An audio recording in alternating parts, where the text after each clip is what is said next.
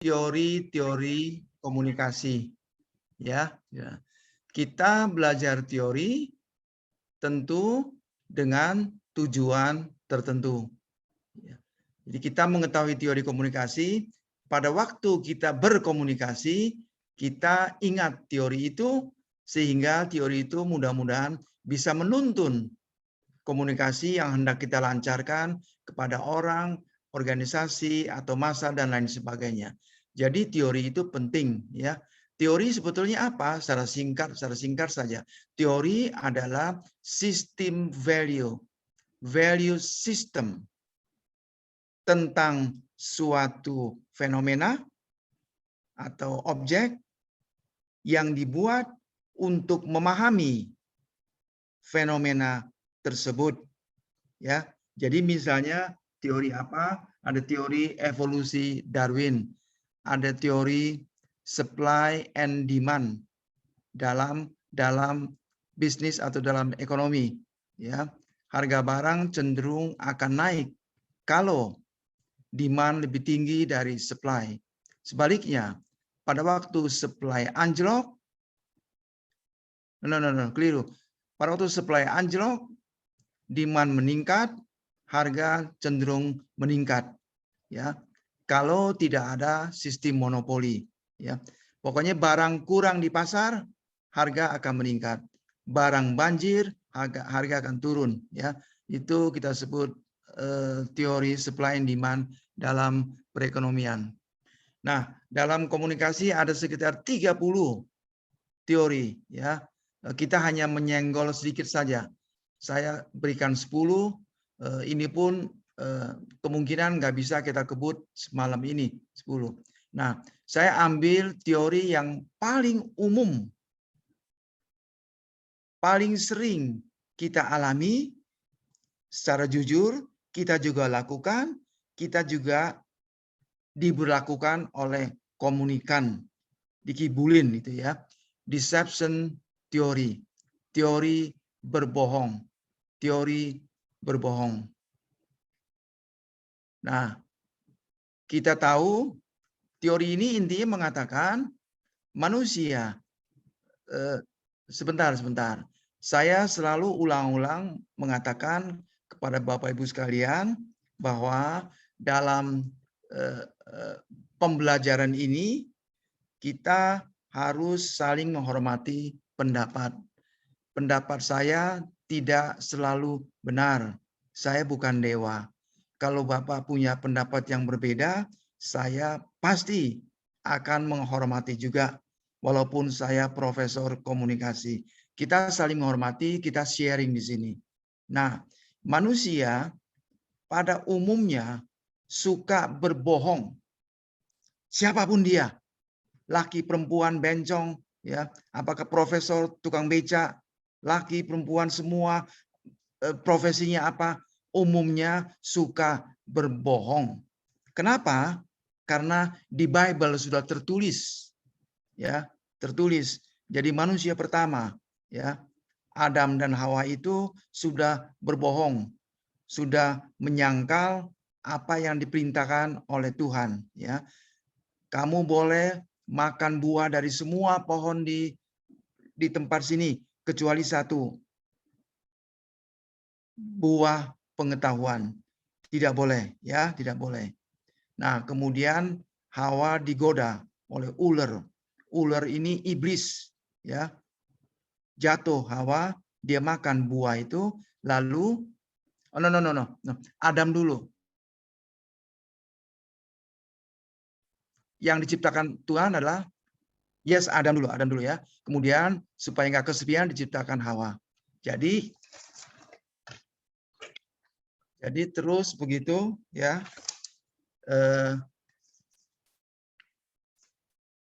Berbohong. Kalau kita lihat di Bible, kalau mau jujur, banyak cerita bohong di Bible itu, ya, Bible.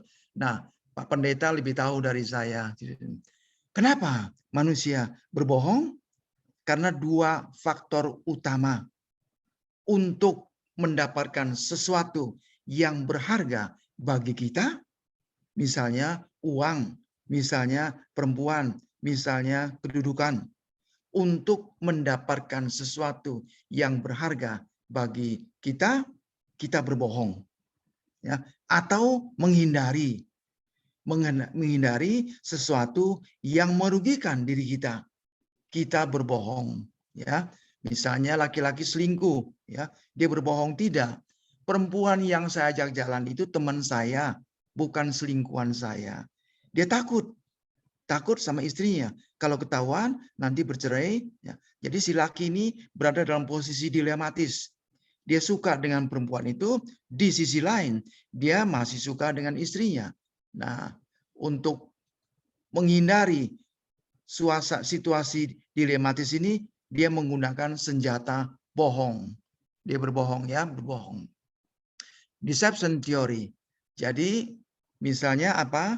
Misalnya orang korupsi. Nah, di pengadilan itu, pengadilan adalah ruang yang penuh kebohongan di sana, ya. Semua yang terlibat di pengadilan itu umumnya berbohong.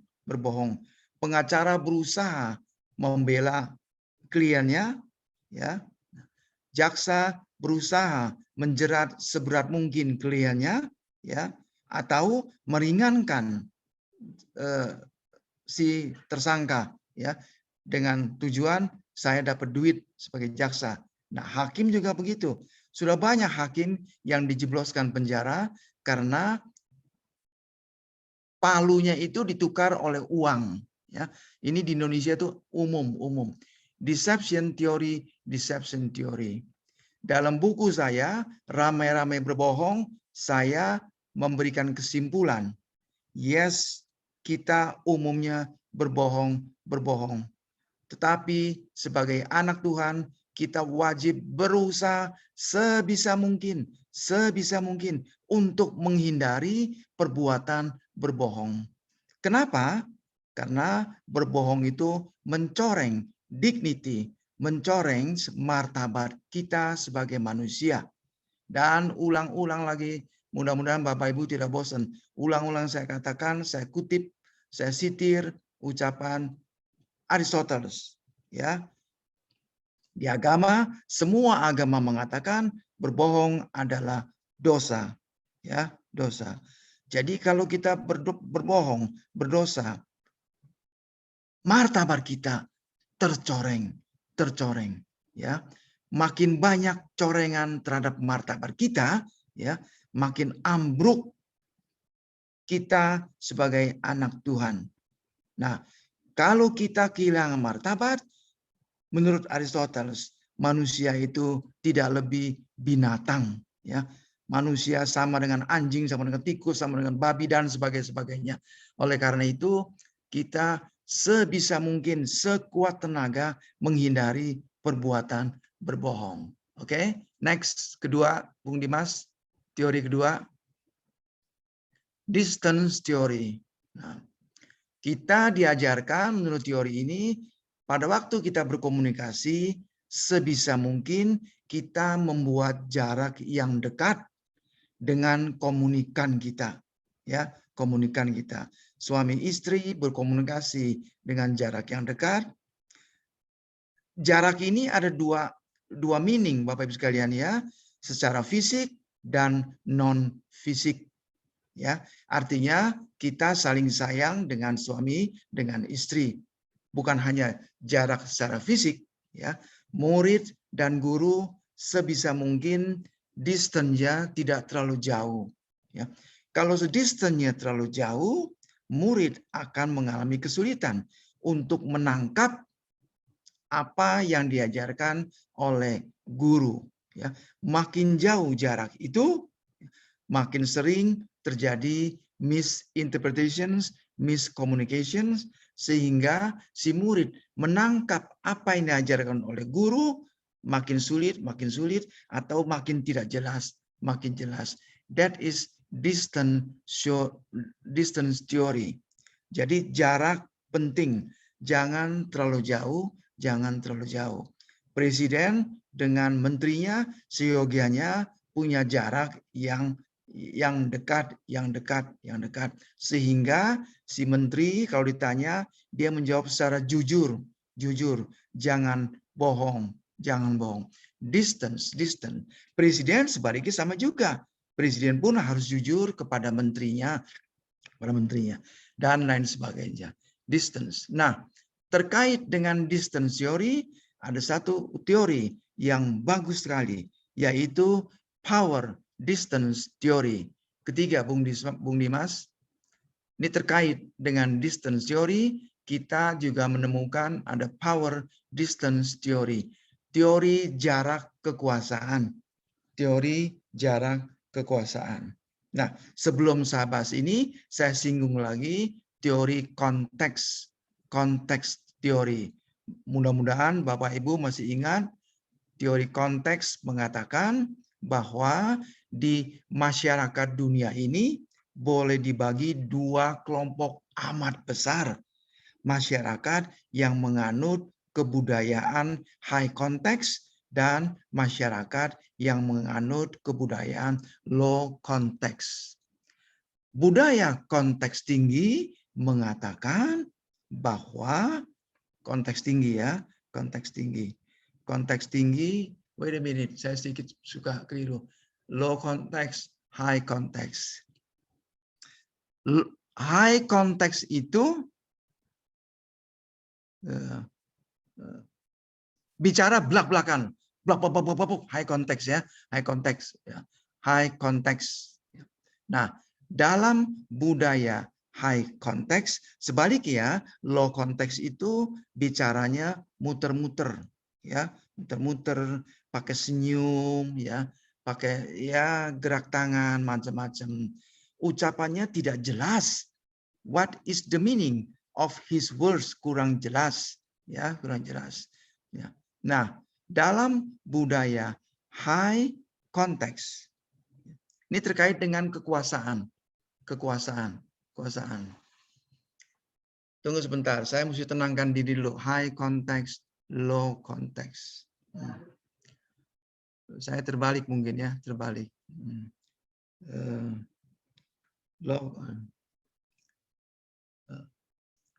Masyarakat yang menyanjung tinggi kekuasaan, dan satu lagi masyarakat yang menganggap kekuasaan adalah hal yang biasa.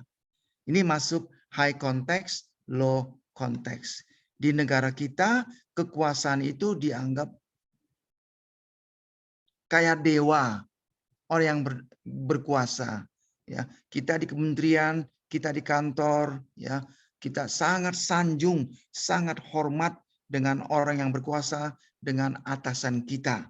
Ya, kalau di Amerika tidak.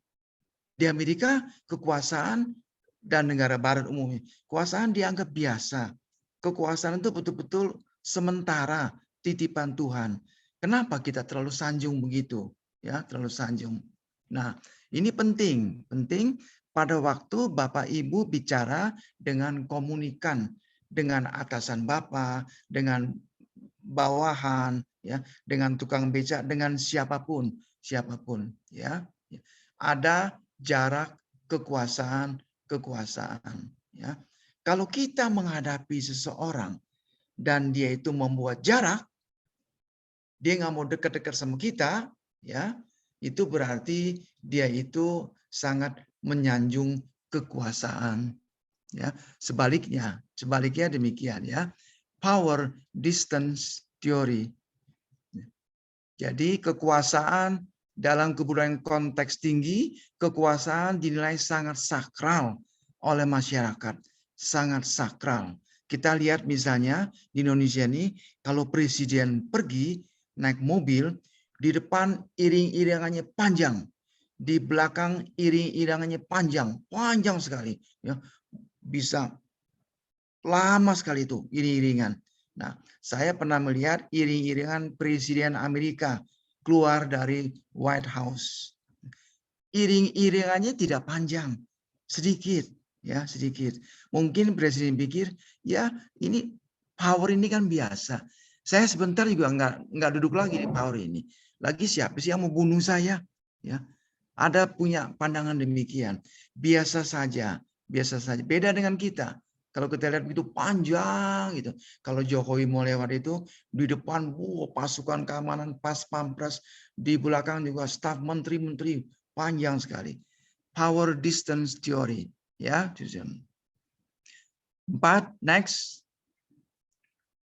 Mana Bung Dimas? Perception. Kita berkomunikasi selalu menggunakan persepsi. Saya berkomunikasi dengan Pak Bambang, Dr. Bambang, ya. Saya gunakan persepsi. Bagaimana persepsi saya terhadap Pak Bambang? Sebaliknya, diam-diam Pak Bambang juga membuat persepsi terhadap saya. Ketika saya dan Pak Bambang tidak pernah bertemu, tidak pernah berkomunikasi, dan baru pertama kali mau bertemu, mau berkomunikasi, saya berusaha mencari Pak Bambang ini sosok seperti apa. Pasti Pak Bambang melakukan hal yang sama. Pak Cipta ini sosoknya seperti apa. Nah, kita berusaha cari. Bagaimana carinya? Gampang. Zaman IT sekarang ini kita buka Google, ya, buka, ketik Cipta Lesmana, ada situ banyak cerita. Saya ketik Bambang, saya cari. Nah, atau saya tanya Bung Dimas, Pak Bambang itu orangnya bagaimana? Sebab Pak Bambang ini juga masuk di kelas kita komunikasi. Nah, Bung Dimas berikan sedikit cerita narasi yang ini. Kenapa Bapak-Ibu sekalian penting? Setelah kita mengetahui sedikit banyak tentang orang yang hendak kita berkomunikasi, kita jadi harus hati-hati, harus bagaimana, lalu misalnya saya dapat gambaran, waduh, ya, si X nih orangnya galak, cepat marah deh, suka gebrak meja. Nah, pada waktu saya berhadapan sama si X, saya harus ekstra hati-hati. Ya, sebisa mungkin jangan menyinggung dia. Sebisa mungkin saya menggunakan tata bahasa yang santun begitu ya, supaya tidak didamprat oleh Mr. X yang sebentar lagi akan saya temui. Nah, si Mr. X juga begitu sikapnya terhadap saya. Wah, hati-hati ya. Pak Ciptanya orang yang galak. Kalau hantam to the point misalnya begitu ya. Perception theory. Pertanyaan, faktor-faktor apa yang mempengaruhi persepsi kita terhadap seseorang, terhadap objek, dan terhadap fenomena apapun. Persepsi. Faktor-faktor apa? Banyak sekali ya. Kita bisa lihat dari buku, kita bisa lihat dari film, kita bisa lihat dari teman, ya, teman. Buku juga bisa, ya. Saya sedikit banyak mengerti apa itu komunisme karena saya waktu muda sesekali membaca buku-buku komunisme. Saya baca buku Lenin, baca Mao Zedong, dan lain sebagainya. Jadi, pada waktu saya pergi ke Korea Utara, ke sana sama istri saya sudah tahu sedikit banyak persepsi saya terhadap masyarakat Korea Utara yang menganut sistem komunisme. Demikian juga pada waktu saya dan istri pergi ke RRT pertama kali. Jadi persepsi ini penting, persepsi ya. Bapak-Ibu sekalian ingat, banyak faktor. Coba ke bawah lagi Bung Dimas, masih persepsi. Nah, ya. Nah, ini faktor-faktor persepsi. Ada internal, ada eksternal. Ya, faktor internal, misalnya pendidikan kita. Kita sekolah di mana waktu SD, SMP, SMA. Itu mempengaruhi persepsi kita terhadap lingkungan, terhadap orang, terhadap pemerintah, dan sebagainya. Ya, terus agama kita mempengaruhi persepsi kita terhadap luar, terhadap objek dan sebagainya. Terus juga iklan, self concept, ini self concept ya. Kadang-kadang bisa mempengaruhi persepsi kita. Kalau kita terus diberondong oleh iklan ya. Nah, ini juga penting. Pengalaman masa lalu, past experience, ya. Orang berpacaran, laki dan perempuan, laki melihat perempuan itu cek sebentaran, ketemu 2-3 kali dia putuskan, nggak mau lagi. Loh kenapa? Pengalaman saya masa lalu.